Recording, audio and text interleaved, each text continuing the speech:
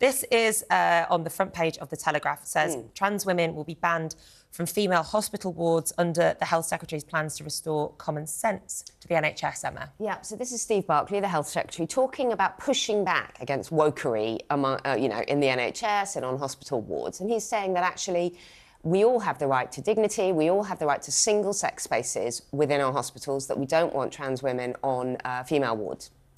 I think that in hospitals, you are in a vulnerable position. Whether you're ill, you're recovering from an operation, you're having a baby, you need to know that you feel comfortable, that you are safe, and that you are not going to be made to feel in any way uncomfortable or anxious.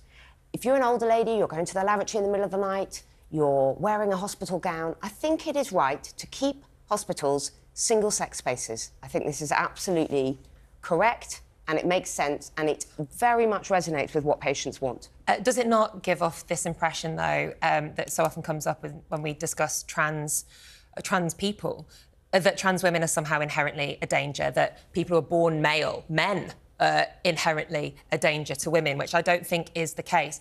And if you are saying, therefore, that somebody... Because you've surely met trans women in your life. Yes. And to every intent and purpose, you wouldn't even know that they were trans. Can I pick up on some? Let me finish on this one. Hospitals are a different environment. Hospitals are a different environment. But there are changing rooms, men out there who, to all intents and purposes, look extremely masculine and extremely male, and they would then, therefore, be in female wards. Nick, can I say something? And I've always... I think it's a very dangerous subject to get involved with. It doesn't have to be. Something that was said by Emma Woolf really resonates with me.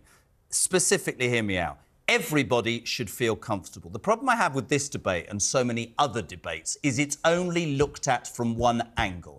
So whether you're an older woman or a trans person, whatever you are, you should have the right to that dignity. Yes. I fear that, as with so many things in this country, the whoever jump on the back of it, and a lot of ordinary, everyday people are too scared to have. Everybody should feel comfortable. Everybody should feel comfortable, which is why a ban doesn't work. Another way of looking at this story, pretty much, as a general rule of thumb, stories about trans issues, with a couple of exceptions, with the exception of prisons and schools, are nonsense. This is nonsense. 0.5% of people in the country are trans, at best. That means on the average ward, the number of trans people is going to be none. Yeah. This is a problem that is hardly ever going to arise. Women's wards. And you do not need the Health Secretary banging a drum about it. Precisely. It's this instilling a state of fear, I think, in a population that trans people are somehow a danger or are desperately trying to infiltrate wards, which is just not the case. No, but Nicola, I think it's an important principle that we have to grapple with. I swim, for example. How would I feel about a trans woman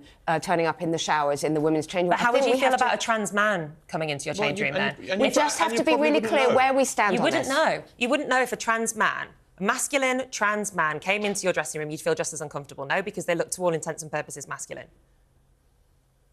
No?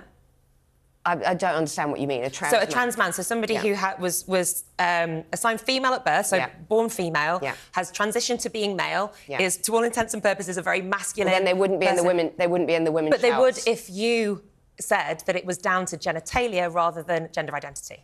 Yeah, I know, and it's a very, very knotty issue, and I think that we need clarity on this, and I think that we need a kind of public, a more open debate, and it's very, very difficult to discuss it because every time you do, there's a lot of abuse and anger and rage. Well, brilliant. The reason I kept quiet is I'm moving it on.